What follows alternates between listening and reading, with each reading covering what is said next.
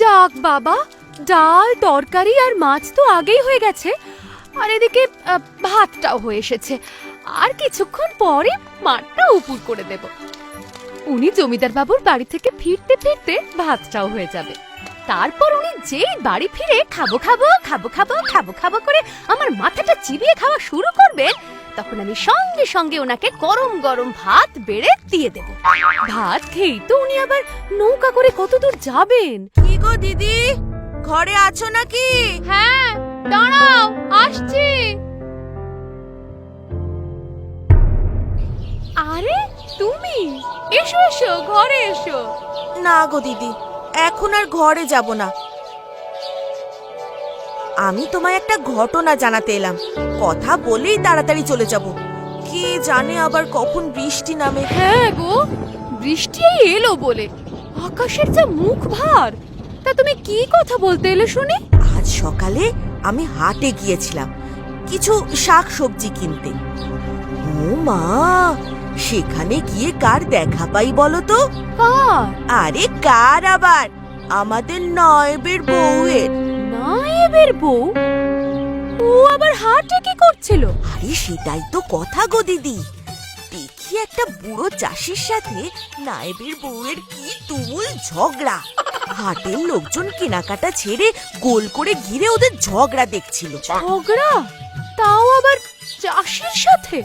তাও আবার নায়েবের বউয়ের? কেন গো, কি নিয়ে? কারণটা শুনেই তো আমি অবাক হয়ে গেলাম। প্রথমে নায়েবের বউ নাকি ওই চাষের থেকে 3 আটি হেলেঞ্চে শাক নিয়েছে, আবার তারপর বলছে 1 কিলো বেগুন ওকে বিনামূল্যে দিতে হবে। বিনামূল্যে? কেন? ও বাবা, ও নায়েবের বউ, তাই ওকে বিনামূল্যে জিনিস দিতে হবে।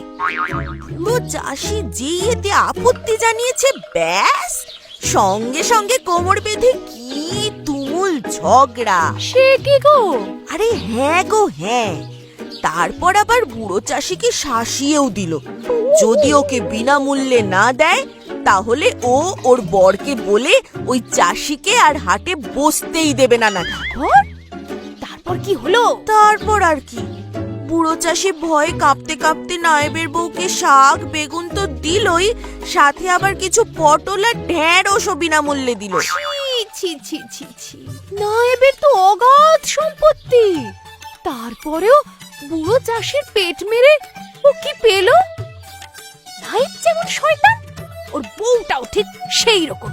হ্যাঁ, একদম ঠিক বলেছ। আমি তো হাটে গিয়ে সব নিজের চোখে দেখে এলাম।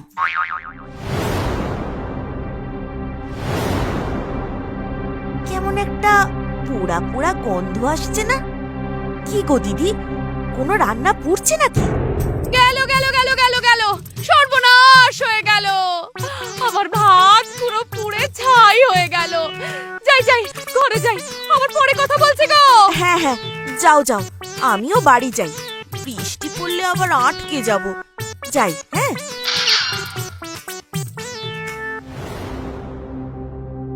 এই গেল, যা যা ভয় পেয়েছিলাম তাই হলো। ভাত তো আর সাদা নেই, পুরো কালো হয়ে গেছে। এবার আমি কি করব? উনি জমিদার বাড়ি থেকে এই এলেন বলে, আর এসেই খেতে দাও খেতে দাও খেতে দাও করে বাড়ি মাথায় করবেন, কিন্তু আমি কি খেতে দেব? কি গো বউ, এই বাড়িতে আমার কপাল ছাড়াও আরো কিছু পুড়ছে নাকি? হ্যাঁ, ও মা, তুমি প্রিয় প্রাণনাথ, কখন এলে গো? তোমার গলায় এই মিষ্টি সুর আর হাঁড়ি দিয়ে বের হচ্ছে পোড়া কালো ধোঁয়া। অঙ্ক আমার মিলে গেছে বউ। কি হলো বাড়ি ঢুকেই ওনার ট্যাকস ট্যাকস কথা? কেন গো, আমি কি তোমার সাথে কখনো ভালোভাবে কথা বলি না নাকি গো? তোমার ভালোবাসার সাথে বাংলার এক অতি প্রাচীন বাগধারা, মুসলমানের মুরগি পোষা, এর ভীষণ মিল পাচ্ছি, বুঝলে বউ? এই, তুমি কি আমার সরাসরি অপমান করতে চাইছো? করতে চাইছি না, করছি। এই যে তুমি আমার কপালের মতো ভাতটাও পুড়িয়ে দিলে, এইবার আমি খাবো কি? এক্ষুনি তো নিমাই কাকা এলো বলে, তার সাথে যদি এখন আলো থাকতে থাকতে না বেরোই, তাইলে তো সন্ধ্যের অন্ধকারে নদী পার করব কিভাবে? গনসা, ও বাবা গনসা, ওই ওই ওই ওই নাম নিলাম আর এসে হাজির। কি হলো বাবা গনসা, সাড়া দিচ্ছ না যে? ও ও নিমাই কাকা, তুমি এসে গেছো? আরে বাবা, আমি তো এসে গেছি, কিন্তু একি তুমি এখনো তৈরি হওনি কেন? ভোম্বল সেই কখন ঘাটে পৌঁছে গেছে, দিনের আলো কমে আসছে। চলো চলো চলো, তাড়াতাড়ি বেরোতে হবে তো। না গো কাকা, আমি আজকে যাব না। তুমি আর ভোম্বল কাকা এগিয়ে যাও যাও। ওমা, সে কি কথা? কেন? আসলে আসলে আমার এখনো খাওয়া দাওয়া স্নান কিছুই হয় নাই। আমি যদি যাই তাহলে তোমার আরো দেরি হয়ে যাবে। তার চেয়ে ভালো আজকে সাবধানে তোমরা ঘুরে এসো, আমি দুদিন পরে আবার যাব। আচ্ছা, তবে ঠিক আছে। ও গনসা, তাহলে আমি এবার এগিয়ে যাই। হ্যাঁ হ্যাঁ, এসো যাও সাবধানে। আমাকে ক্ষমা করে দাও গো, আমার ভুলের জন্যই তুমি আজকে বেরোতে পারলে না। এ বাবা, সি সি সি সি, এতে ক্ষমা চাওয়ার মতো কিছু হয়নি গো। একটা কথা আমি সব সময় বিশ্বাস করি যে যা হয় তা ভালোর জন্যই হয়। এই যে ভগবান আজকে আমার যাওয়াটা ভাত পুড়িয়ে আটকে দিল, তার পিছনে নিশ্চয়ই কোনো মহৎ উদ্দেশ্য আছে। এই জন্য আমার এতে কোনো দুঃখ নাই। তুমি তুমি বরং আরেকবার ভাত বসাও। বর্ষার দিনে দুজনে মিলে জমিয়ে গরম গরম মাছ ভাত খাই। যাও। আচ্ছা গো আচ্ছা, আমি এক্ষুনি বসাচ্ছি।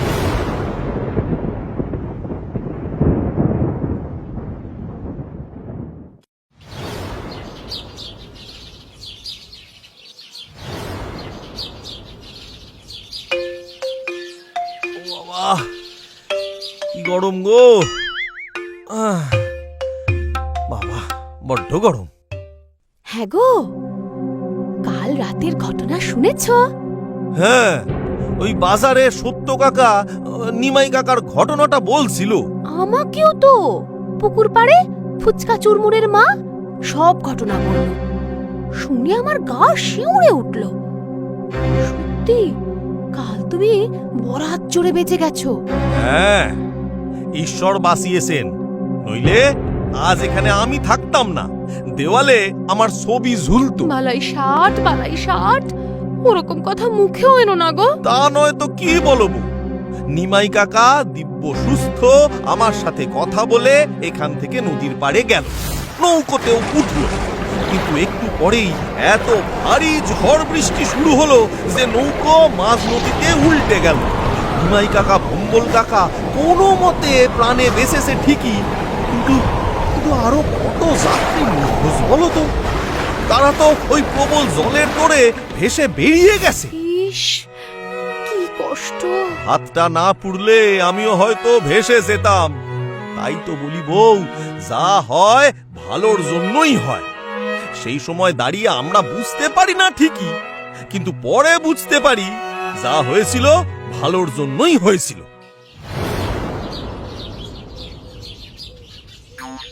দেখেছো আজ কি সুন্দর ঝলমলে রোদ উঠেছে, তাই আজকে আর সভায় না বসে ছাদে এসে বসতে মন করলো।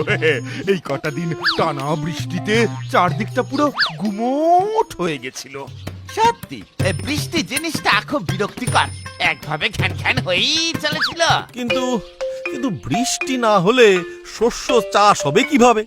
আপনার আমার পাতে খাবার আসবে কোত্থেকে? এই অতি বৃষ্টির চোটে আমি পা পিছলে কাল বাড়ির বারান্দায় পড়ে গেছি গণেশ, যার ফলে আমার হাঁটু ছড়ে গেছে আর হাতের আঙুল কেটে গেছে। এই এই এই এই এই দেখো, এই দেখো পট্টি করা।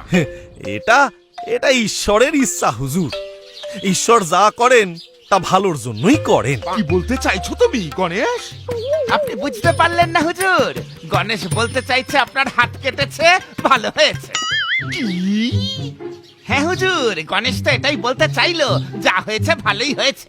আপনি যে ব্যথায় কষ্ট পাচ্ছেন সেটাই কোনো ভ্রুক্ষেপই করলো না। ভাবুন ভাবুন, ওর ঔদ্ধত্যটা একবার ভাবুন হুজুর। ঠিকই তো গণেশ, নায়েব তো ঠিক কথাই বলেছে। তোমার মধ্যে কোনো সহানুভূতি নেই, তোমার মধ্যে কোনো মানবিকতার বেঁচে নেই। আমি এত ব্যথায় কষ্ট পাচ্ছি দেখেও তুমি বলছো যা হয়েছে ভালো হয়েছে। আমায় ক্ষমা করবেন হুজুর, কিন্তু আমার মূল বক্তব্য এইটুকুই ছিল যে ঈশ্বর যা করেন ভালোর জন্যই করেন। আপনার হাত কেটে গেছে মানছি, কিন্তু এর পিছনে নিশ্চয়ই ঈশ্বরের কোনো মহান উদ্দেশ্য রয়েছে, কারণ যা হয় তা ভালোর জন্যই হয়। তুমি মাত্রাতিরিক্ত বলে ফেলেছ, আর আমিও অতিরিক্ত শুনে ফেলেছি। আমি তোমার আর একটাও বেয়াদবি সহ্য করব না। আমি তোমার সভা থেকে বরখাস্ত করলাম। আমি যেন আর তোমার মুখ না দেখি। যথাজ্ঞা হুজুর। আমি জানি এর পিছনেও ঈশ্বরের নিশ্চয়ই কোনো মহান উদ্দেশ্য রয়েছে, তাই আপনার আদেশ আমি মাথা পেতে গ্রহণ করছি।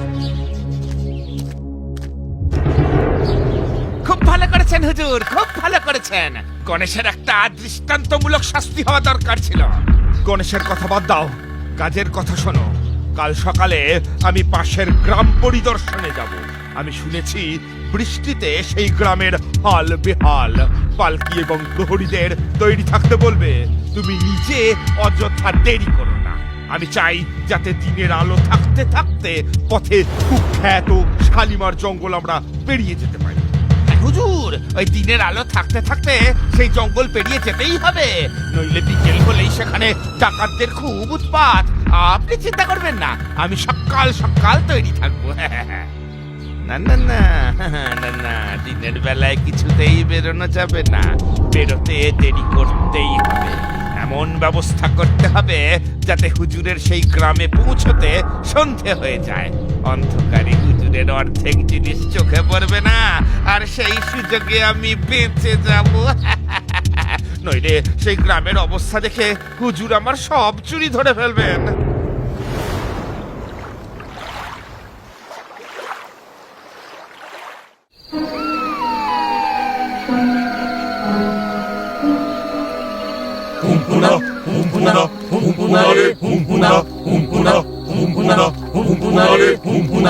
ইস, যেটার ভয় ছিল সেটাই হলো। এই অন্ধকারের মধ্যে ডাকাতদের জঙ্গল পেরোতে হচ্ছে। এই সব হয়েছে ওই নায়েবের দেরি করার জন্য। নায়েবকে আমি কিছুতেই ছাড়বো না।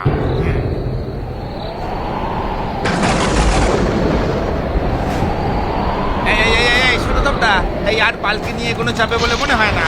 আবহাওয়া ক্রমশ খারাপ হচ্ছে, চোখে ধুলোবালি ঢুকছে। কিন্তু নায়েব মশাই, এই জঙ্গলের মধ্যে পালকি নামালে ভারী বিপদ হতে পারে। এটা ডাকাতদের এলাকা।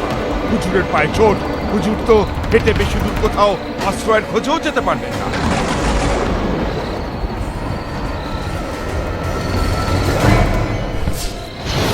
পালাও পালাও সকালে, চাচা আপন প্রাণ বাঁচা।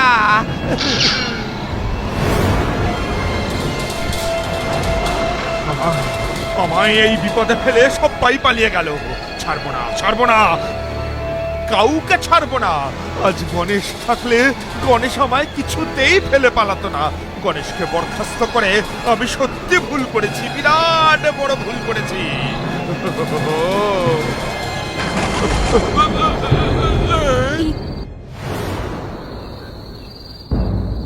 কি বলছো গো? শেষে কিনা জমিদার বাবু তোমায় বরখাস্ত করলেন? এটা তো আমি ভাবতেই পারছি না। এতে আমার কোনো দুঃখ নেই বউ। আমি মানি যা হয় ভালোর জন্যই হয়। কিন্তু জমিদার বাড়িতে চাকরি না থাকলে খাবো কি? শোনো বউ, ভগবান শরীরটা মোটা বানালেও বুদ্ধিটা তীক্ষ্ণ দিয়ে পাঠিয়েছেন। সেই বুদ্ধি বেসেই বাকি জীবনটা ভালোভাবে কেটে যাবে। ও নিয়ে তুমি চিন্তা করো না বউ, কিছু না কিছু আমি ঠিকই করে নেব।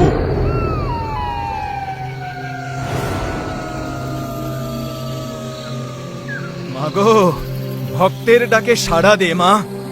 তোর পায়ে উৎসর্গ করার জন্য এক মানুষকে এনেছি মা। ভক্তের পুজো গ্রহণ কর মা, ভক্তের পুজো গ্রহণ কর। নায়েব কোথায়? ডাকাত ভাইয়েরা, ওকে একটু ডেকে দিন না। জমিদারের নায়েব জমিদারকে বিপদে ফেলে প্রাণ হাতে ছুটে পালিয়েছে। চল, এবার তোকে ঈশ্বরের পায়ে পৌঁছে দেবার সময় এসেছে। তোর আঙুলে ওটা কি? ওই কাঁটাটা আসলে আমি বাড়ির বারান্দায় পা পিছলে পড়ে গিয়েছিলাম, আর তখনই আমার হাত কেটে যায় আর পা ছড়ে যায়। তার মানে তোর শরীরে এখনো ক্ষত আছে? হ্যাঁ, হাতে আর পায়ের দুটো হাঁটুতে। এই, ওর হাতের বাঁধন খুলে দে। ওকে আজ মায়ের পায়ে উৎসর্গ করা যাবে না। কি? আমাকে উৎসর্গ করবেন না? না না, করবো না। না না না, তোর শরীরের মধ্যে ক্ষত আছে বলছি তো, তাই তোকে উৎসর্গ করা হবে না। তার মানে আমি বেঁচে যাব? আমি বেঁচে যাব? আমাকে উৎসর্গ করা হবে না? মা কালী আজ তোর সহায় হয়েছে। ওই ক্ষত আজকে তোর আয়ু বাড়িয়ে দিল। নইলে আজই হয়তো তোর জীবনের শেষ দিন হতো। যা, পালিয়ে যা, পালিয়ে যা, পালিয়ে যা, পালিয়ে যা এখান থেকে।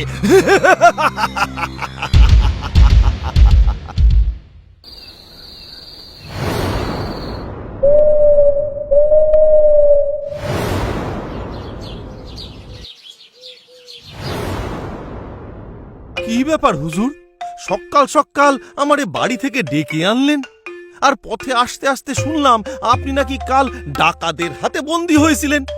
সেটা কি সত্যি হুজুর? হ্যাঁ গণেশ, তুমি ঠিক শুনেছো। তারপর কি হলো হুজুর? সেটা বলতেই তোমায় ডেকেছি গণেশ। আমার হাতের যে ক্ষত দেখে তুমি সহানুভূতি না দেখিয়ে বলেছিলে এটা ভালোর জন্যই হয়েছে, আর যেটা শুনে আমি খুব রেগে গিয়েছিলাম, সেই ক্ষতই আমার প্রাণ বাঁচিয়েছে। ডাকাতরা ওই ক্ষতর জন্যই আমায় মুক্তি দিয়েছে গণেশ। ওরে বাবা, এত কাণ্ড! হ্যাঁ গণেশ, তুমি ঠিকই বলেছিলে। আমি বুঝতে পেরেছি আমি খুব বড় ভুল করেছিলাম তোমায় বরখাস্ত করে।